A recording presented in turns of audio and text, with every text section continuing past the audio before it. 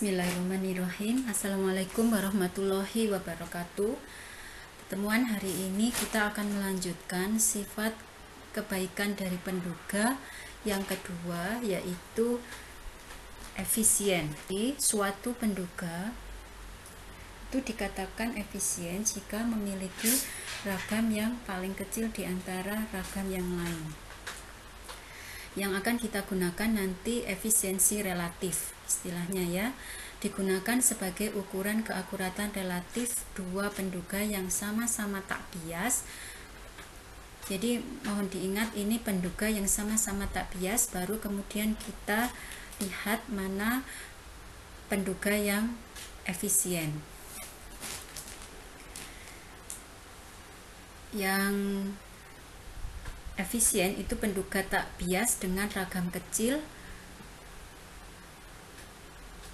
ya. Jadi penduga tak bias dengan ragam kecil itu merupakan penduga yang efisien.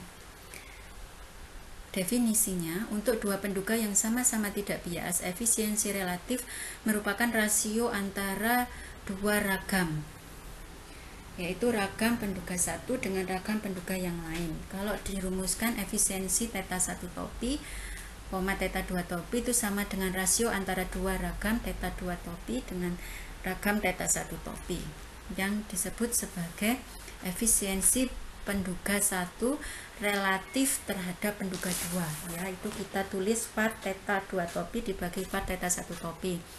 Jika penduga 2 relatif terhadap penduga 1, berarti var θ1 topi dibagi var θ2 topi. Ya, tergantung Anda mau mencari efisiensi penduga mana, ya, penduga 1 dengan penduga yang lainnya, mana yang sebagai pembilang, mana yang sebagai penyebab. Nah, kriterianya, jika rasio antara dua ragam penduga itu lebih besar dari 100%, artinya bahwa pembilangnya itu lebih besar dibandingkan penyebutnya, berarti penyebutnya ragamnya lebih kecil dibandingkan ragam pembilang. Dengan demikian kita katakan bahwa θ1 itu lebih efisien dibandingkan θ2 topi. Kalau sama dengan 100%, berarti ragam pembilang dan penyebutnya sama, berarti kedua penduga tersebut sama-sama efisien. Kalau rasionya kurang dari 100%, artinya bahwa ragam pembilang itu lebih kecil dibandingkan ragam penyebut. Nah, berarti θ2 topi itu memiliki ragam yang lebih kecil dibandingkan θ2 topi lebih kecil dibandingkan θ1 topi, sehingga kita katakan θ2 topi lebih efisien dibandingkan θ1 topi. Misal untuk n sampel yang IID berdistribusi eksponensial θ, fungsi kepekatan peluangnya 1 per θ eksponensial minus 1 per θ x, x-nya positif. Kita tahu untuk ragam x yang berdistribusi eksponensial adalah θ kuadrat. Dan dari contoh sebelumnya, pertemuan yang lalu, ada 4 penduga, yaitu θ1 topi, x1, θ2 topi, x1 plus x2 per 2, θ3 topi, x1 plus x2 per 3, θ4 topi sama dengan x bar. Minggu yang lalu sudah dibuktikan bahwa penduga-penduga tersebut merupakan penduga yang tidak bias. Nah, kita akan tentukan mean square error. Karena tidak bias, maka MSE itu menjadi ragam bagi keempat penduga tersebut, ya. Kemarin kita tahu definisinya MSE itu adalah ragam ditambah dengan bias kuadrat. Karena tidak bias, maka biasnya bernilai 0, sehingga MSE merupakan ragam, ya, bagi keempat. Baik, sekarang kita akan lihat penduga mana yang efisien. Misal untuk θ1 topi sama dengan x1, maka ragam adalah var θ1 topi sama dengan var x1 sama dengan θ2 topi, sehingga kita tahu var θ1 topi sama dengan θ kuadrat. Untuk θ2 topi sama seperti θ1 topi, ya, kita masukkan ragam dari θ2 topi, kita peroleh 1/4 var x1 plus x2. Kita tahu var x1 adalah sama dengan θ kuadrat. Ya, kita peroleh theta kuadrat per 2. Jadi ragam untuk theta 2 topi sama dengan sigma kuadrat theta kuadrat per 2.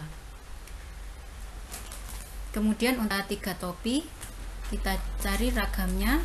Ragam theta 3 topi sama dengan 1/9 theta kuadrat plus 4 theta kuadrat sama dengan 5 theta kuadrat per 9. Ini merupakan ragam untuk penduga yang ketiga.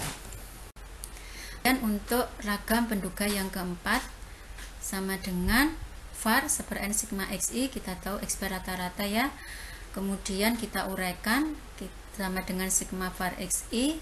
Var xi sama dengan theta kuadrat sehingga sama dengan n theta kuadrat dibagi n kuadrat sama dengan theta kuadrat per n. Ini merupakan ragam untuk penduga yang keempat atau theta 4 topi. Kemudian kita lihat efisiensi relatifnya. Var theta 1 topi itu merupakan ragam terbesar. Oke. Kita akan lihat efisiensi theta 1 topi relatif terhadap theta 4 topi. Maka yang menjadi penyebutnya adalah theta 1 topi, ragam theta 1 topi. Ya, ragam theta 1 topi pembilangnya adalah ragam theta 4 topi. Kita masukkan hasil perhitungan ragam tadi dan kita peroleh hasilnya 1/n. Artinya bahwa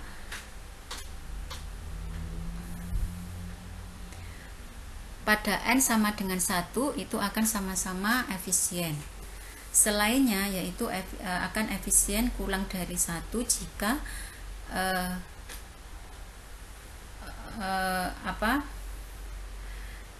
sembarang n ya. Untuk sembarang n selain n sama dengan 1, maka penduga 4 itu secara rata-rata lebih efisien dibandingkan penduga 1. Ya.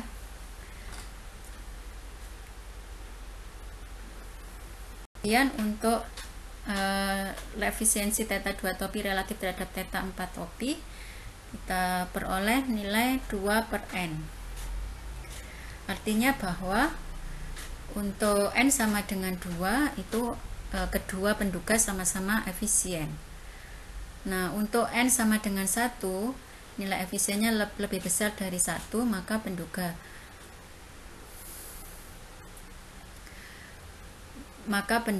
2 lebih efisien dibandingkan penduga yang keempat ya, secara rata-rata.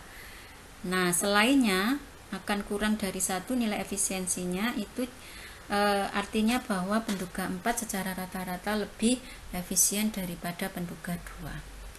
Kemudian efisiensi theta 3 topi relatif terhadap theta 4 topi yang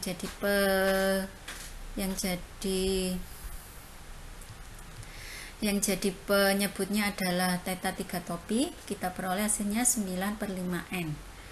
Artinya pada n sama dengan 9/5 sama efisiennya. Ini tidak realistis. Kenapa? Karena n itu selalu bilangan bulat ya, tidak mungkin pecahan. Untuk n kurang dari 9/5, maka efisiensinya lebih besar dari 1, artinya penduga 4 ya, penduga 3 lebih efisien daripada penduga 4 ya, secara rata-rata. Sebaliknya, selainnya untuk efisiensi yang kurang dari 1, maka penduga 4 secara rata-rata itu lebih efisien daripada penduga 3 ya. Kemudian contoh yang lain untuk distribusi normal, ragamnya sigma kuadrat. Misal ada 3 penduga ya, mu1 topi, mu2 topi, dan mu3 topi. Ketiga-tiganya merupakan penduga tak bias ya dari latihan sebelumnya, sehingga mean square error merupakan ragam dari penduga. Nah, sekarang kita akan cari efisiensi relatif dari ketiga penduga. Untuk ragam mu1 kita masukkan mu1 topinya x1 plus x2 per 2 diperoleh sigma kuadrat per 2. Ini merupakan ragam untuk mu1 topi atau penduga yang pertama. Selanjutnya untuk penduga yang kedua kita masukkan ke dalam rumus ragam mu2 topi ya, kita uraikan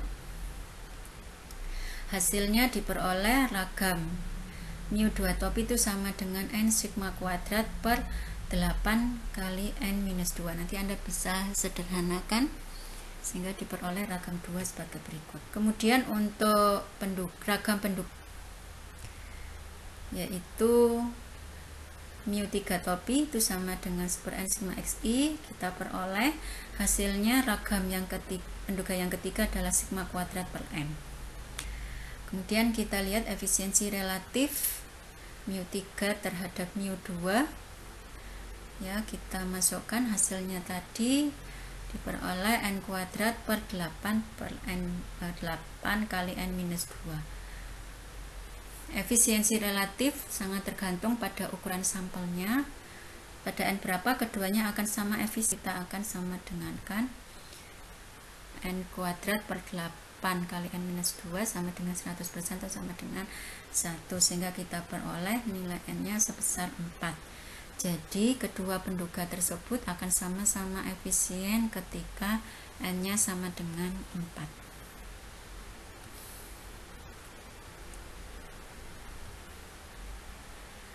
Pada n sama dengan 4 atau ukuran sampel sama dengan 4 tersebut akan diperoleh rasio yang paling kecil atau merupakan sifat fungsi kuadrat dari n sebesar 1. Untuk n tidak sama dengan 4, efisiensi bernilai lebih dari 1. Maka rata-rata sampel adalah penduga yang lebih efisien. Kemudian untuk mu 3 relatif terhadap efisiensi mu 3 relatif terhadap mu 1 topi itu var mu 1 topi per var mu 3 topi, kita peroleh hasilnya n per 2. Kedua penduga akan sama efisien, n nya atau ukuran sampelnya sama dengan 2. Kalau ukuran sampelnya lebih dari 2, maka penduga 3 secara rata-rata itu lebih efisien. Kemudian keterkaitan antara tak bias dengan ragam minimum kita akan kenal disebut sebagai UMFU, Uniformly Minimum Variance Unbiased Estimator, atau penduga tak bias dengan ragam minimum secara seragam. Ini digunakan untuk memperoleh penduga tak bias dengan ragam sekecil mungkin. Akhirnya muncul pertanyaan, apakah ada batas bawah sebagai indikator bahwa ragam penduga itu sudah yang paling kecil? Ada. Kita akan bisa menggunakan atau mendapatkan batas bawah tersebut itu dengan menggunakan ketidaksamaan Cramer-Rao. Jika penduga tak bias dapat mencapai ragam pada batas bawah tersebut, maka penduga tersebut mempunyai sifat UMFU, Uniformly Minimum Variance Unbiased. Ini merupakan ketidaksamaan Cramer-Rao dengan catatan bahwa penduga yang akan dicari batas bawahnya merupakan penduga yang tak bias. Kemudian memiliki hubungan ragam sebagai berikut, yaitu ragam theta topi, ragam penduga itu lebih besar sama dengan 1 per n i theta. 1 per n i theta itu merupakan batas bawah ragam bagi semua penduga yang mungkin dibentuk, di mana i theta itu sama dengan negatif nilai harapan dari turunan kedua log fungsi kepekatan peluang terhadap parameternya.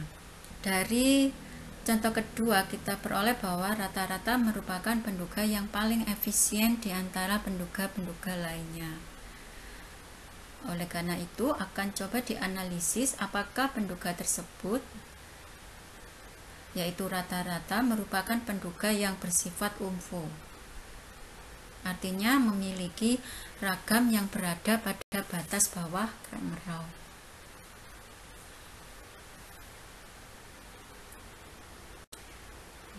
Oke, kita tahu fungsi kepekatan peluang distribusi normal adalah itu ya, 1 per sigma akar 2 E minus setengah X minus mu per sigma kuadrat. Kita fokus ke mu. kita cari batas bawah Cramer-Rao, yaitu 1/NI mu. Tetanya tadi ganti mu ya, karena parameter yang akan kita lihat adalah mu. Kemudian I mu sama dengan nilai harapan turunan kedua dari fungsi kepekatan distribusi normal terhadap parameternya, yaitu mu. Ya, ini kita lenkan. Len fungsi x bersyarat mu sama dengan minus len sigma akar 2pi minus setengah x minus mi per sigma datkan. Kemudian kita cari turunan pertamanya, diperoleh hasil itu minus x minus mu per sigma kali minus per sigma sama dengan 1 per sigma kuadrat x minus mu. Kemudian kita cari turunan keduanya sama dengan minus 1 per sigma kuadrat. Kemudian I mu itu sama dengan minus nilai harapan turunan kedua dari len fungsi distribusi normal tadi. Kita masukkan nilainya minus nilai harapan minus 1 per sigma kuadrat, atau kita peroleh sama dengan 1 per sigma kuadrat.